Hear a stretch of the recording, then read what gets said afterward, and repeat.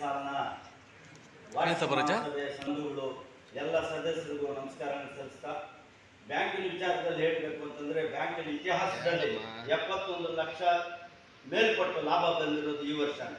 ಇದು ನಿಜವಾಗ್ಲೂ ಸಂತೋಷಕರವಾದಂಥ ವಿಚಾರ. ಸುಮಾರಷ್ಟು ಬ್ಯಾಂಕುಗಳು ನಷ್ಟಗಳಲ್ಲಿದ್ದಾವೆ. ಈ ಬ್ಯಾಂಕ್ ಲಾಭ ಬರಬೇಕು ಅಂದರೆ ನಿಮ್ಮಿಂದಾನೇ ಬಂದಿರೋದು.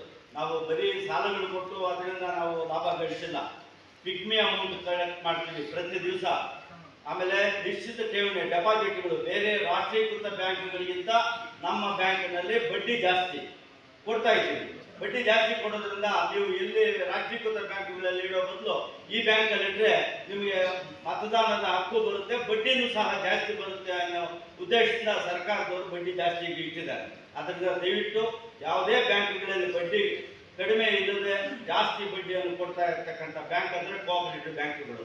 ದಯವಿಟ್ಟು ನೀವು ಒಂದೇ ಒಂದು ನಮಗೆ ತೊಡಕೆ ಏನಂತಂದರೆ ಪೋಸ್ಟ್ ಆಫೀಸಿನಿಂದ ನಿಮಗೆ ಸಾಕಷ್ಟು ಪೋಸ್ಟ್ಗಳು ಬಂದಿಲ್ಲ, ಸುಮಾರಷ್ಟು ಪೋಸ್ಟ್ಗಳು. ನಾವು ಆಲ್ರೆಡಿ ಪೋಸ್ಟ್ ಸೂಪರ್ಡೆಂಟ್ಗೆಲ್ಲ ಕಂಪ್ಲೇಂಟ್ ಮಾಡಿ ಇಷ್ಟು ಮಾತ್ರ ಬಂದಿರೋದು ನಿಜವಾಗ್ಲೂ ಸಂತೋಷನೇ. ಅನೇಕ ಕಡೆ ಇದ್ದೋಗಿದ್ದಾವೆ. ಅದು ಪೋಸ್ಟ್ಗಳು ಒಂದು ಬೇಜವಾಬ್ದಾರಿತನದಿಂದ ಅಂತ ಬಿಟ್ಟರೆ ಬ್ಯಾಂಕಿನಿಂದ ಏನು ತಪ್ಪಿಲ್ಲ. ಕಾರಣ ಏನಂತಂದರೆ ಪ್ರತಿಯೊಬ್ಬರಿಗೂ ಸದಸ್ಯರಿಗೂ ಕಳಿಸ್ಲೇಬೇಕು ಅಂತ ಕಳಿಸಿದ್ದೀವಿ, ಯಾರಿಗೂ ಮಿಸ್ ಆಗಿಲ್ಲ. ಅದು ಪೋಸ್ಟ್ ಹೋಗದೆ ಇದ್ರು ಸಹ ಮೆಸೇಜ್ಗಳಲ್ಲಿ ಕಳಿಸಿದ್ದೀವಿ, ಪತ್ರಿಕಾ ಪ್ರಕಟಣೆಯಲ್ಲಿ ಕೊಟ್ಟಿದ್ದೀವಿ, ಎಲ್ರಿಗೂ ತಿಳಿಬೇಕು ಅಂತ. ಈ ಒಂದು ಸಂದರ್ಭದಲ್ಲಿ ಯಾರು ಬಂದಿಲ್ಲೋ ಅವ್ರನ್ನ ನಾವು ಕ್ಷಮೆ ಕೇಳ್ತಾ, ಈ ಸಂದರ್ಭದಲ್ಲಿ ನೀವು ಕೊಟ್ಟಿರ್ತಕ್ಕಂಥ ಸಹಕಾರ ನಮ್ಮ ಬ್ಯಾಂಕಿನ ವತಿಯಿಂದ ಹೇಳಬೇಕು ಅಂತಂದ್ರೆ ಯಾವ ನಿರ್ದೇಶಕರು ಡೈರೆಕ್ಟರ್ಗಳು TAD ಯಾರು ತಗೊಳ್ಳೋದೇ ಇಲ್ಲ, ನಾವು ಯಾರು ತಗೊಳ್ಳೋದಿಲ್ಲ, ಅಧ್ಯಕ್ಷರು ಕೂಡ ತಗೊಳ್ಳೋದಿಲ್ಲ. ಇಂಥ ಒಂದು ನಮ್ಮಲ್ಲಿ ಇಬ್ಬರೇ ಸ್ಟಾಫ್, ಭಾರತಿ ಮೇಡಮು ವೆಂಕಟೇಶ್ ಇದ್ರು ಬಿಟ್ಟರೆ ಇನ್ಯಾರು ಸ್ಟಾಫೇ ಇಲ್ಲ. ನಾವು ಸಬ್ ಸ್ಟಾಫ್ ಇಟ್ಕೊಂಡು ನಾವು ಸಂಸಾರ ನಡೆಸ್ತಾ ಇರೋದು, ಪರ್ಮನೆಂಟ್ ಸ್ಟಾಫ್ ಯಾರು ಇಲ್ಲ. ಆದರೂ ಸಹ ಲಾಭ ಗಳಿಸಿದ್ದೀವಿ ಅಂತಂದರೆ ಇದು ಭಾಳ ಸಂತೋಷಕರವಾದಂಥ ವಿಚಾರ. ಆಮೇಲೆ ಸಾಲ ಕೊಡೋದ್ರಲ್ಲಿ ರಿನ್ಯೂವಲ್ಸ್ ಕಡಿಮೆ ಮಾಡಿ ಅಂತಂದ್ರೆ ನಮ್ಮ ಮಿತ್ರರು ಅನೇಕರು ಕಮ್ಮಿ ಮಾಡೋಕ್ಕಾಗೋದಿಲ್ಲ. 50% ಹಳಬರು ಕೊಡಬೇಕು, 50% ಹೊಸಬರು ಕೊಡಬೇಕು. ಕಾನೂನು ಹಂಗೆ ಇರೋದು. ಆ ಒಂದು ನಿರ್ಧಾರದ ಮೇಲೆ, ಆ ಒಂದು ಡೈರೆಕ್ಷನ್ಸ್ ಮೇಲೆ ನಾವು ಸಾಲವನ್ನು ಕೊಡ್ತೀವಿ. ಅದು ಕೊಟ್ಟಿರ್ತಕ್ಕಂಥವರು ಸಾಲ ಸಮಯಕ್ಕೆ ಸರಿಯಾಗಿ ಕಟ್ಟುವಂಥವರಿಗೆ ಸಾಲ ಕೊಡೋದು. ಬೇಕಾದ್ರೆ ಅವ್ರು ಕೊಡೋಕ್ಕಾಗೋದೇ ಇಲ್ಲ.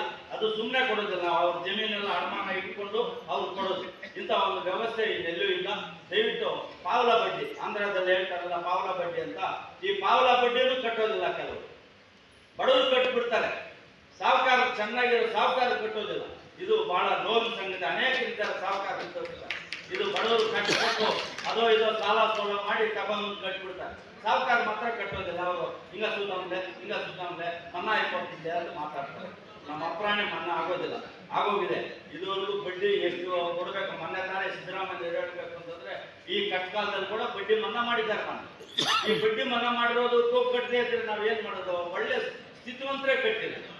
ಇದು ನೋವಿನ ಸಂಗತಿ. ದಯವಿಟ್ಟು ಇದನ್ನ ನೀವು ಸಮಯಕ್ಕೆ ಸರಿಯಾಗಿ ಸಾಲವನ್ನು ಕಟ್ಟಿದ್ರೆ ಇನ್ನೊಬ್ಬರು ಕೊಡೋದಕ್ಕೂ ಆಗುತ್ತೆ, ನೀವು ರಿನ್ಯೂವಲ್ ಸಹ ಮಾಡ್ಕೋಬಹುದು ಅಂತೇಳಿ ಈ ಸಂದರ್ಭದಲ್ಲಿ ಎಲ್ಲ ಬ್ಯಾಂಕಿನ ಈ ಒಂದು ಲಾಭ ಬರಬೇಕು ಅಂದರೆ ನಿಜವಾಗ್ಲೂ ಹೇಳ್ತೀವಿ, ಬಾರ್ತಮ್ಮ ಆಯಮ್ಮ ನಿಜವಾಗ್ಲೂ ಬಾರ್ತೀನಿ. ಕಾರಣ ಏನಂತಂದ್ರೆ ಒಳ್ಳೆ ಅಧಿಕಾರಿ, ಒಂದು ಪೈಸಾ ಕರಪ್ಷನ್ ಇಲ್ಲ, ಲಂಚ ಇಲ್ಲ. ಇಂಥ ಒಂದು ಅಧಿಕಾರಿ ನಮ್ಗೆ ಸಿಕ್ಕಿರೋದು ನಮ್ಮ ಅದೃಷ್ಟನೇ ಅಂತ ಹೇಳ್ಬೋದು. ಅದ್ರ ಜೊತೆಗೆ ವೆಂಕಟೇಶ್ ಸಹ ಆಗ್ತಾರೆ, ಅವರು ಸಹ ಒಳ್ಳೆ ಕೆಲಸ ಮಾಡ್ತಾ ಇದ್ದಾರೆ. ಆಮೇಲೆ ಸಬ್ ಸ್ಟಾಫ್ ಎಲ್ಲರೂ ಶುದ್ಧವಾಗಿ ಕೆಲಸ ಮಾಡ್ಕೊಂಡು ಹೋಗ್ತಾ ಇದ್ದಾರೆ. ಯಾವುದೇ ಲಂಚ ರುಸುವತ್ತಿನ ಬಗ್ಗೆ ಅವಕಾಶ ಇಲ್ಲದೆ ಮಾಡ್ಕೊಂಡು ಈ ಒಂದು ಸ್ಥಿತಿಗೆ ತಂದಿದ್ದೀವಿ. ನಿಮ್ಮೆಲ್ಲರ ಪರವಾಗಿ ನಿಮ್ಮೆಲ್ಲರ ಆಶೀರ್ವಾದ ಇರಲಿ ಬ್ಯಾಂಕಿನ ಮೇಲೆ ಅಂತ ಆಶಿಸ್ತಾ ನಾವು ಮಾತನ್ನು ಮುಗಿಸ್ತಾ ಇದ್ದೀವಿ.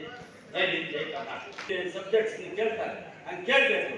ಕೇಳದೆ ಇದ್ರೆ ನಾವು ಹೇಳಿದ್ದೆಲ್ಲ ಹೂಗುಟ್ಕೊಂಡಿರೋದಲ್ಲ.